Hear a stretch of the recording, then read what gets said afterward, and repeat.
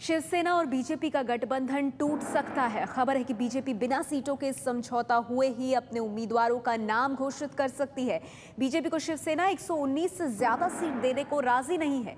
सूत्रों के मुताबिक शिवसेना का यह कहना है कि वो अपने कोटे से 18 सीटें बाकी सहयोगियों को देने को तैयार है, लेकिन बीजेपी को 119 से ज्यादा सीटें नहीं देंगे। पिछली बार बीजेपी 119 सीटों पर ही लड़ी थी और शिवसेना 169 सीटों पर, और इसी तनातनी के चलते अब ऐसा लगता है कि शायद बीजेपी शिवसेना का गठबंधन बहुत दूर तक ना जाए, क्योंकि शिवसेना बीजेपी को 119 सीटों से ज्यादा सीटें देने पर राजी नहीं है।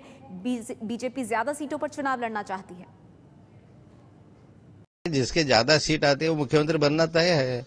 भाजपा के आए ज्यादा से ज्यादा सीट या शिवसेना के आए, ये तो आज की स्थिति नहीं। 89 से जब हमारा एग्रीमेंट हुआ उस समय से ये तय हुआ। मोदी जी अछूत थे हिंदुस्तान की राजनीति में।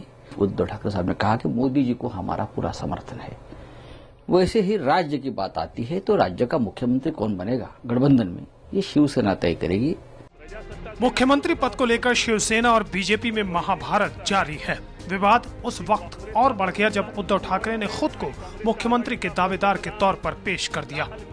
आज तक के एक कार्यक्रम में मुख्यमंत्री पद को लेकर पूछे गए सवाल पर उद्धव ने कहा कि मैं सपने नहीं देखता, लेकिन मैं जिम्मेदारी से नहीं भागता। मैं बाला साहेब का बेटा हूं। अगर जिम्मेदारी मिलती है तो महाराष्ट्र को नंबर 1 बनाकर दिखाऊंगा। लेकिन बीजेपी उद्धव के अरमानों पर पानी फेरने की हर मुमकिन कोशिश में जुटी है। हमारे राष्ट्रीय अध्यक्ष जी ने मुंबई में ये जाहिर रूप से कहा है कि महाराष्ट्र में आने वाली सरकार ये भाजपा के नेतृत्व की सरकार आएगी। विवाद सिर्फ सीएम की कुर्सी को लेकर ही नहीं है। बीजेपी 288 में से 140 सीटों पर चुनाव लड़ना चाहती है, लेकिन शिवसेना पिछले फॉर्मूले के मुताबिक 119 सीटें ही देने को राजी है। तब शिवसेना 169 सीटों पर लड़ी थी। विवादों के बीच शिवसेना प्रमुख उद्धव ठाकरे ने मुंबई में अपने घर पर ताजा राजनीतिक हालात को लेकर पार्टी नेताओं के साथ चर्चा की है।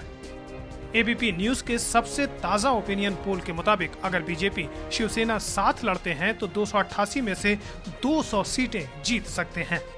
अकेले लड़ने पर बीजेपी को 103 सीटें मिलेंगी, शिवसेना को तब 64 सीटें ही मिलेंगी।